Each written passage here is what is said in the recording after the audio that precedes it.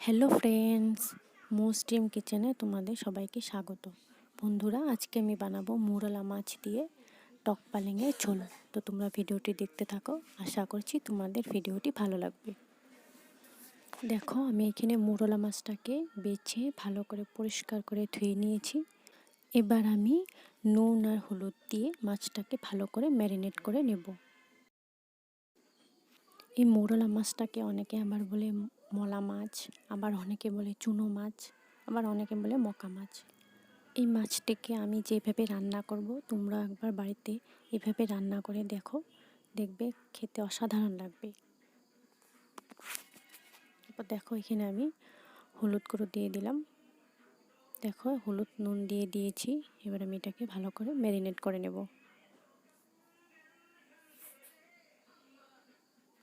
দেখো, আমি সুন্দরভাবে ম্যারিনেট করে নিয়েছি। এবার আমি এভাবে 30 মিনিট পর্যন্ত এভাবেই রেখে দেব।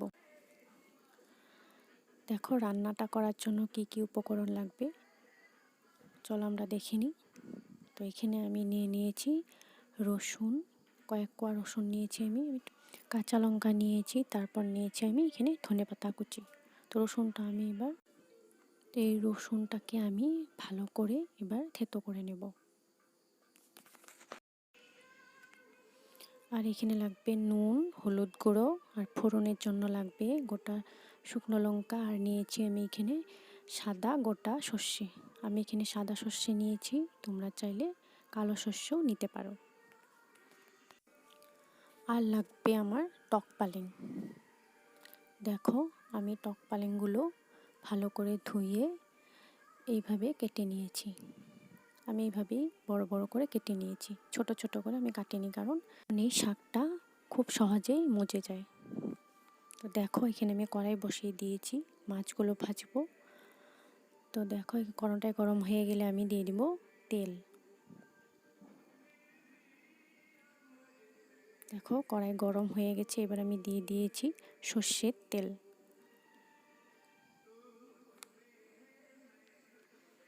তেলটি গরম হয়ে গেলে আমি মাছগুলোকে ভেজে নেব।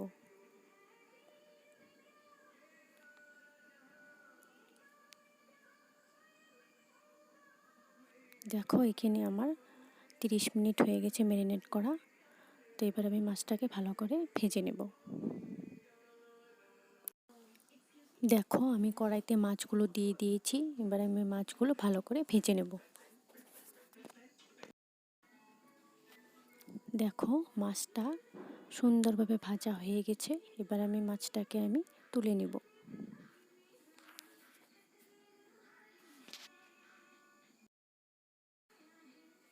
দেখো, আমি মাছটাকে একটি থালে তুলে নিয়েছি। মাছ ভাজা হয়ে গেল, এবার আমি শাকটা বসিয়ে দেব।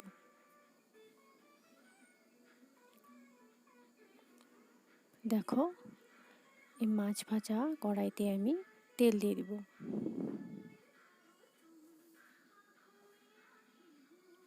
দেখো, আমি এখানে সর্ষের তেল দিয়ে দিলাম। তো তেলটা এবার আমি ভালো করে গরম হতে দেব।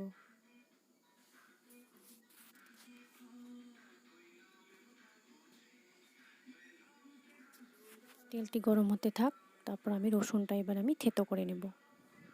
দেখো, আমি রসুনটাকে এইভাবে থেতো করে নিয়েছি। তোমরা রসুনটাকে এইভাবে থেতো করে নিবা, কারণ রসুনের রসটা যাতে ভালোভাবে বের হয়। রসুন একটু বেশি দিলে টক শাকে খেতে ভালো লাগে। তেল গরম হয়ে গেছে, এবার আমি দিয়ে দিব শুকনো লঙ্কা। শুকনো লঙ্কাটাকে আমি এইভাবে নাড়াচাড়া করে ভালো করে ভেজে নেব।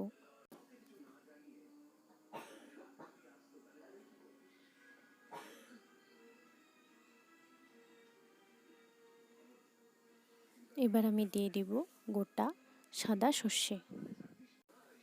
এবার সর্ষেটাকেও ভালো করে ভেজে নেব।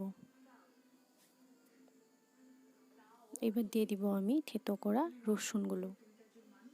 এবার রসুনটা আমি নাড়াচাড়া করে ভালো করে ভাজতে দেব।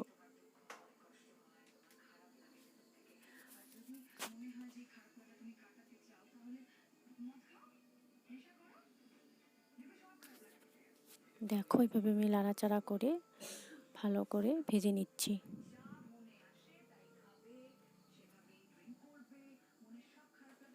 দেখো রসুনগুলো সুন্দরভাবে ভাজা হয়ে গেছে। এবার আমি দিয়ে দিব কেটে রাখা টক পালেংগুলো। দেখো আমি শাকগুলো দিয়ে দিয়েছি।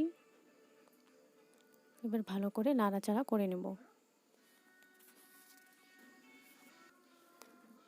আমি শাকের সাথে কাঁচা লঙ্কাগুলো একসাথে দিয়ে দিয়েছি। দেখো এইভাবে আমি নাড়াচাড়া করে শাকটাকে ভেজে নেব।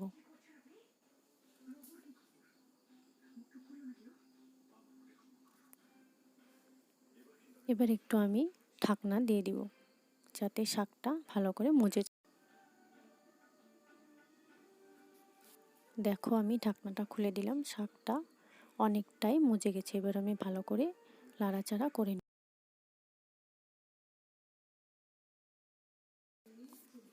দেখো শাকটা থেকে কত জল বেরিয়ে এসেছে।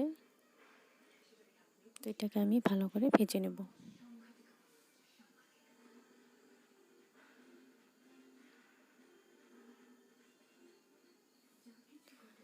এরপর আমি দিয়ে দিব আধা চামচের মতো হলুদ গুঁড়ো। আমি এখানে হলুদ গুঁড়ো বেশি দিব না, কারণ শাকে সবসময় হলুদটা কম দিতেই হয়। এবার আমি দিয়ে দিব স্বাদ মতো নুন। এখানে আমি 1 চামচ নুন দিয়ে দিলাম। এবার আমি ভালো করে নাড়াচাড়া করে নেব।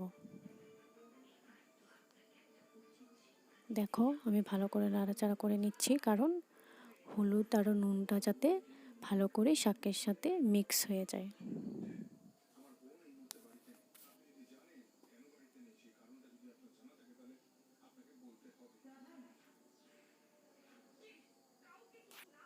তারপর এইভাবে শাকটাকে আমি আবারও ভাজা ভাজা করে নেব।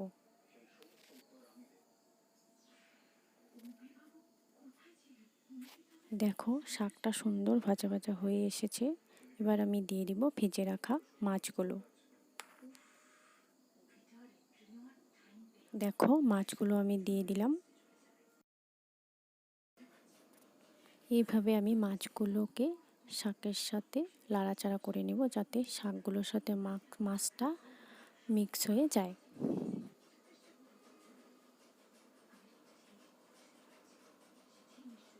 তারপরে এভাবে আমি আবারও শাকটাকে ভালো করে ভেজে নেব।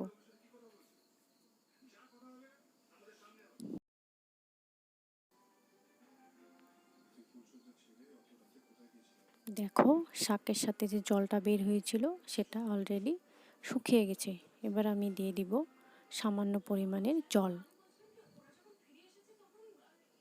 দেখো আমি জল দিয়ে দিয়েছি। এবার এটাকে ভালো করে নাড়াচাড়া করে শাকটাকে আরেকটু ভেজে নেব।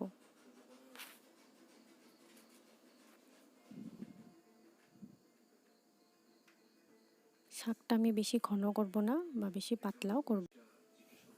তারপর আমি আবারও ঢাকনা দিয়ে দিব। দেখো আমি ঢাকনা দিয়ে দিয়েছি।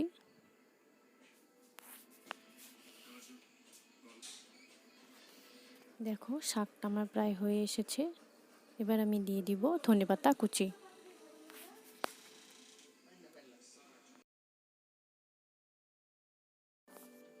দেখো ধনেপাতাগুলো আমি দিয়ে দিয়েছি। এবার আমি এটাকে একটু নাড়াচাড়া করে নেব।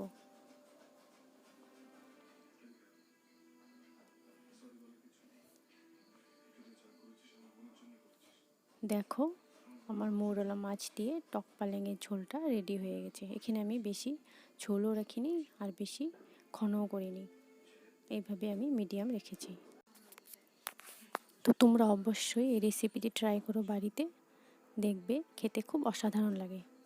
তো রান্নাটা খুবই সিম্পল কিন্তু খেতে খুব সুস্বাদু। তো বন্ধুরা, রেসিপিটি যদি তোমাদের ভালো লেগে থাকে অবশ্যই লাইক, কমেন্ট, শেয়ার করো। আমার চ্যানেলটিকে সাবস্ক্রাইব করে আমার পাশে থেকো। তো দেখো আমি বাটিতে নামিয়ে নিয়েছি শাকটি। তো বন্ধুরা, আজকে এতটুকুই। আমি আবার আসবো নতুন নতুন রেসিপি নিয়ে। তো তোমরা সবাই ভালো থেকো, সুস্থ থেকো, সাবধানে থেকো।